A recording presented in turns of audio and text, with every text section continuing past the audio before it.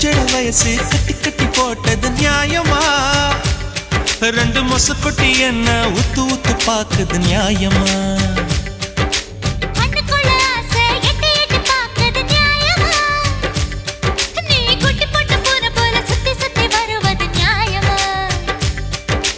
எதையோ மறக்கிற நியாயமா? எதுக்கோ அலையிற நியாயமா? பஞ்சா பறக்கிற நியாயமா?